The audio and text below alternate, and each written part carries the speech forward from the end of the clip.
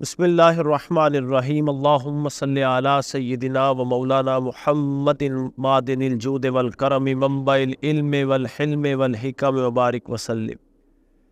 احباب محبت، درود و سلام محبتوں کا پیغام۔ درود و سلام نبی کریم علیہ الصلاۃ والسلام کی ذات پر جن جن لوگوں نے پرخلوص انداز سے پڑھا ہے، یقین مانیے کہ سرور کونین صلی اللہ تعالی وسلم کی ذات نے ان پر ایسا کرم کیا ہے کہ سرکار نے اپنے دیدار سے انہیں مشرف فرمایا ہے، اور آقا کریم علیہ الصلاۃ والسلام نے لوگوں کی اس طرح بگڑی بنائی ہے درود و سلام کی برکت سے، اور آج تک شاید کسی بھی موضوع پر اتنی کتابیں اور فضائل نہ لکھے گئے ہوں جتنے درود و سلام پر ہیں۔ اور بڑی خوبصورت بات کہی گئی کہ یہ درود و سلام کسی حالت میں بھی پڑھا جائے تو یہ قبول کیسے ہوتا ہے، اس کی وجہ کیا ہے؟ اگر نماز ہے اس میں ریاکاری آ گئی ہے تو نماز قبول نہیں ہے، روزہ ہے ریاکاری ہے روزہ قبول نہیں، حج ہے ریاکاری ہے حج قبول نہیں، زکوٰۃ ہے اس میں ریاکاری ہے زکوٰۃ قبول نہیں، کوئی بھی نیکی ہے اگر اس میں ریاکاری شامل ہو گئی ہے تو وہ قبول نہیں ہے۔ لیکن درود و سلام اور پھر قرآن پڑھنا ہے، اس کا وقت مقرر ہے، سجدہ کرنا ہے اس کا وقت ہے، آپ زوال کے وقت سجدہ نہیں کر سکتے، عصر کی نماز کے بعد آپ یعنی کہ کوئی سجدہ نہیں کر سکتے، تو اس طرح عبادات کا ایک وقت مقرر ہے۔ لیکن درود و سلام جو ہے یہ جب بھی پڑھا جائے، جس بھی کیفیت میں پڑھا جائے، یہ اللہ کی بارگاہ میں قبول ہوتا ہے، حضور سرور کائنات صلی اللہ علیہ وسلم کی بارگاہ میں پہنچتا ہے۔ تو اس کی وجہ کیا ہے؟ تو کہا اس کی وجہ یہ ہے کہ جب انسان درود و سلام پڑھتا ہے تو کہتے ہیں اللہم صلی علی محمد وعلی آل محمد، یا اللہ تو بھیج اپنے محبوب کریم علیہ الصلاۃ والسلام کی ذات پر درود و سلام اور ان کی آل پر۔ یعنی اس کے پڑھنے میں سب سے پہلے انسان کی اپنی نفی ہوتی ہے کہ میں تو اس قابل ہی نہیں ہوں، میری زبان اس قابل نہیں ہے کہ میں بھیج سکوں، میں پڑھ سکوں۔ تو جب انسان نے اپنی نفی کر دی ہے کہ یا اللہ میں اس قابل نہیں ہوں، مولا روح فرماتے ہیں ہزار بار بشویم دہن ز مشک و غلاب ہلوز نام تو گفتن کمال بے ادب، کہ اگر میں اپنی زبان کو 1000 مرتبہ بھی مشک اور عنبر سے غسل دوں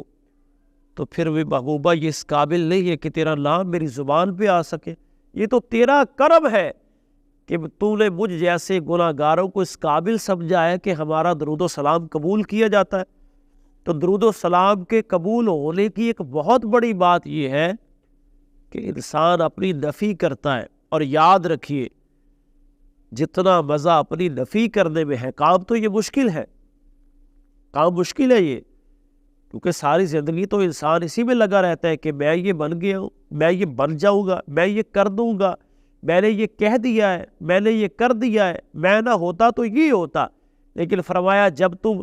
خلوص نیت سے میرے محبوب کی ذات پہ درود و سلام پڑھتا ہے نا تو دنیا میں جیسا بھی ہے، لیکن جب تو کہتے ہیں اللہم صلی علی سیدنا محمد وعلی آل محمد وبارک وسلم، تو اپنی نفی کرتا ہے کہ یا اللہ تو بھیج۔ اس کا معنی کیا ہے کہ یا اللہ میں اس قابل نہیں، میں نے آج ہار مانی،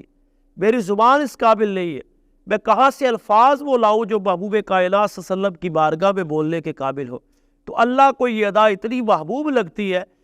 کہ شکر ہے تو نے میرے محبوب کی بارگاہ میں اپنے آپ کا نام لے لیا کہ میں اس قابل ہوں۔ وہاں تو حضرت جبریل امیر جیسی ذات بھی اپنی ہستی کو مٹا کر کے آتی، وہاں تو غلامان رسول صلی اللہ علیہ وسلم بھی اپنی جبینوں کو جھکا کے آتے ہیں، اور اللہ نے پوری سورہ حجرات کو نازل کیا اس کے لیے، کس کے لیے کیا؟ سرکار کی شان کو بیان کرنے کے لیے۔ اللہ کی ذات وہ ہے، اے میری ملت کے نوجوانوں، اس محبوب کی ذات کے بارے میں بات کرنی ہے تو بڑی سوچ سمجھ کے، بڑی محبت سے، بڑی عاجزی سے، بڑی انکساری سے۔ سرکار کی ذات تو وہ ذات ہے کہ اللہ صحابہ کو ادب سورہ حجرات میں سکھاتا ہے کہ محبوب کی بارگاہ میں اگر جانا ہے تو کس انداز سے جانا ہے۔ تو درود و سلام اس لیے اللہ کی بارگاہ میں قبول ہو جاتا ہے کہ میری اور آپ کی نفی ہوتی ہے۔ درود پڑھنے والا جب اپنی نفی کرتا ہے تو اللہ فرماتا ہے بندے تیرا درود رسول اکرم کی بارگاہ میں قبول ہو گیا ہے۔ اور جب حضور کی بارگاہ میں غلام کا درود پیش کیا جاتا ہے تو غلام کا نام بھی پیش کیا جاتا ہے۔ غلام کے باپ کا نام بھی پیش کیا جاتا ہے، کس قبیلے سے تھا، کس علاقے سے تھا، یہ بھی پیش کیا جاتا ہے۔ پھر یہ تعجب نہیں ہے کہ درود پڑھنے والا پاکستان میں ہو یا ہندوستان میں، امریکہ میں ہو یا افریقہ میں، یورپ میں ہو یا کسی بھی ملک میں ہو، وہ مدینہ پاک میں بیٹھ کے پڑھنے والا ہو یا مکہ معظمہ میں ہو، درود پڑھنا تیرا اور میرا کام ہے، سلام سرکار کی ذات پر بھیجنا تیرا اور میرا کام ہے۔ تعداد زیادہ ہو یا کم ہو یہ الگ بات ہے، لیکن اگر میری اور آپ کی حاضری حضور کی بارگاہ میں لگتی رہے۔ وہ نوجوان بڑے خوبصورت لگتے ہیں۔ چند دن پہلے میں جا رہا تھا ایک جگہ پہ، ایک بڑا خوبرو اور نوجوان شخص گاڑی چلا رہا تھا اور ہاتھ میں تسبیح پکڑی تھی، وہ سرکار کی ذات پہ درود و سلام پڑھ رہا تھا۔ چاہے وہ دنیا دار تھا، تجارت کر رہا تھا، کاروبار کر رہا تھا، لیکن مجھے بہت اچھا لگا کہ بھائی جو بھی ہے کاروبار بھی کر رہا ہے۔ وہ کیا کسی نے کہا تھا کہ ہتھ کار وال دل یار وال، کہ ہاتھوں سے اپنا کاروبار بھی کر رہا ہے، اپنی ڈرائیونگ کر رہا ہے، گاڑی چلا رہا ہے، لیکن وہ سرکار کی ذات پہ درود و سلام پڑھ رہا ہے۔ تو میرے بھائیوں کتنا ہی اعلیٰ ہو کہ میری اور آپ کی زندگیاں حضور کی ذات پہ درود و سلام پڑھتے ہوئے گزر جائیں، اور جب زندگیاں سرکار کی ذات پہ درود و سلام پڑھتے ہوئے گزر جائیں گی تو پھر وہ کیا کسی نے کہا ہے کہ ڈھونڈا ہی کریں گے اسے محشر کے سپاہی، وہ کس کو ملے جو تیری چادر میں چھپا ہو۔ وما توفیقی الا باللہ۔